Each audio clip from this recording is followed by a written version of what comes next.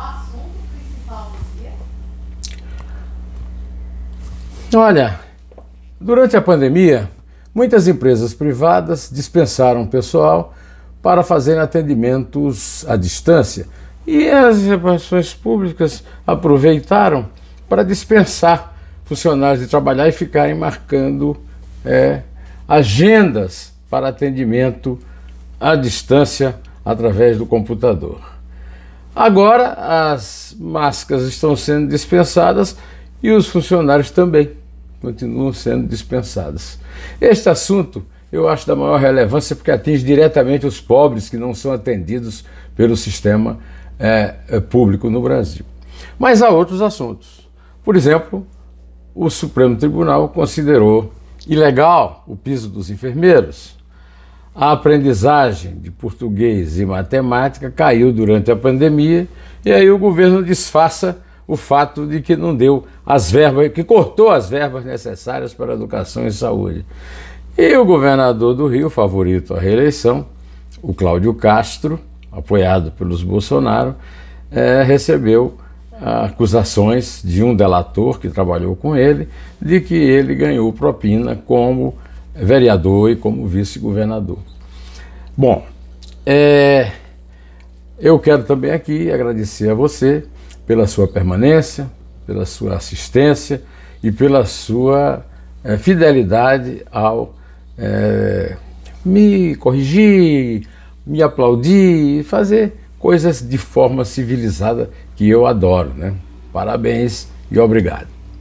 Bom, meus amigos, durante a pandemia, as empresas economizaram demitindo gente, fazendo atendimento através de serviços à distância, não presenciais. E as repartições públicas passaram a controlar o trabalho, se é que existe algum, de seus servidores, através de marcação de agendas pelo computador. Nem todo brasileiro tem agenda. O brasileiro pobre não tem computador para agendar nada. O brasileiro pobre não tem tempo, procurando emprego, né, para ficar pendurado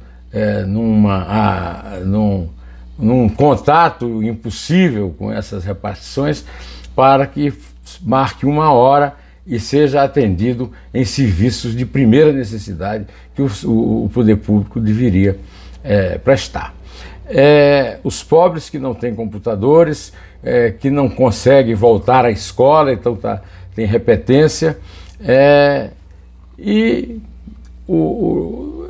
antigamente, na minha juventude, se falava em gazear a aula. Então, gente gazeando o trabalho, ainda com base numa pandemia que já não pode mais servir de explicação para isso.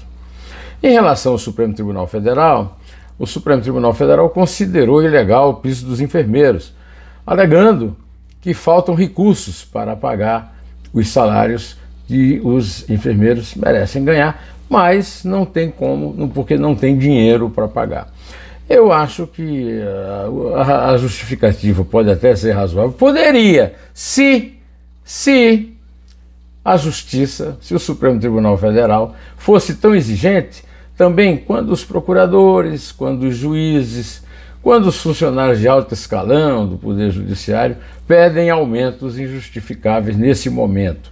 Esses aumentos são sempre concedidos com muita cara de pau pelo Supremo, né? Por que é que os enfermeiros, que foram os grandes heróis com os médicos na época da pandemia, não merecem isso também, que os coleguinhas do Judiciário e do Ministério Público, na situação de desemprego e miséria reinantes, também merecem, né? O governo está divulgando que a aprendizagem de português e matemática piorou com a pandemia. Eu acho que pode ter piorado, muitos estudantes não conseguiram ir para a escola, mas a verdade é que isso está sendo usado pelo governo para justificar um crime que esse governo federal tem cometido, inclusive atingindo estados e municípios, cortando verbas essenciais para a educação e a cultura. Isso é xiste ou é cara de pau, a divulgação disso de forma simples e direta como está sendo? Eu sou fã de Zé Dumont, sou um fã do grande ator que ele é, mas eu fiquei decepcionado com a explicação que ele deu para o fato da polícia ter encontrado imagens de pornografia infantil no computador dele. Ele alega que se via de estudos. Eu acho que isso aí é bastante discutível, né? Estudos? Estudo de quê? Estudo para interpretar algum personagem? Que personagem? Em que peça? Em que filme? Acho que o assunto é grave demais e não pode ser tratado assim de forma simples, né? Olha, foram para estudos, né?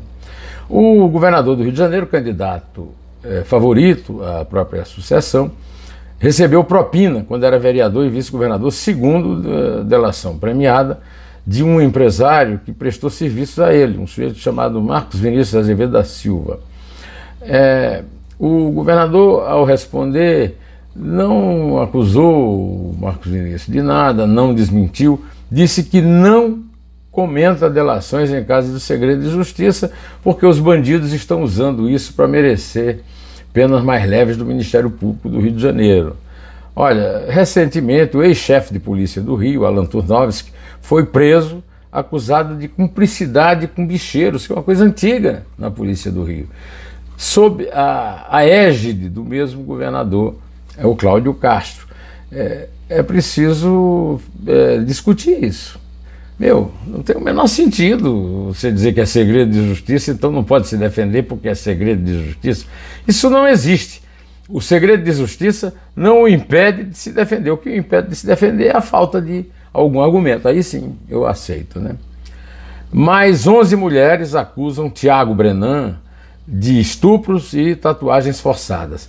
E o cara fugiu do país, porque esse país não tem polícia, não tem justiça.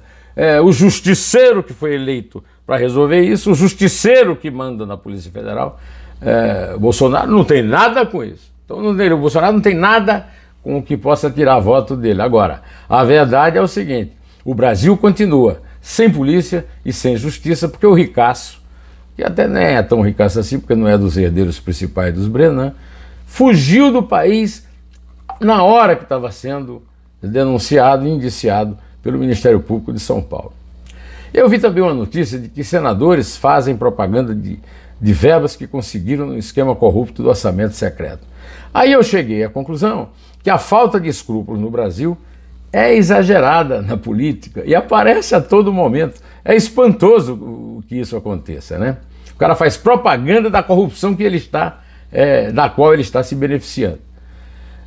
E nesta quinta-feira, o grande craque titular da seleção brasileira, Vinícius Júnior, garoto da base do Flamengo, foi atacado por falas fascistas durante um programa de TV na Espanha chamado El Chiringuito.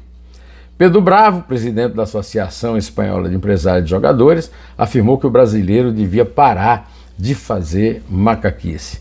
Aqui, na Espanha e na Conchinchina, racismo é crime, porque raça não existe. A ciência já provou isso, mas esses fascistas são todos negacionistas, né? E acham que tem razão em serem fascistas, misóginos, como eles são, né? Eu vou me despedindo por aqui, até segunda-feira, e que Deus nos proteja desses fascistas todos. É verdade ou não é verdade? Em pé, direto ao assunto.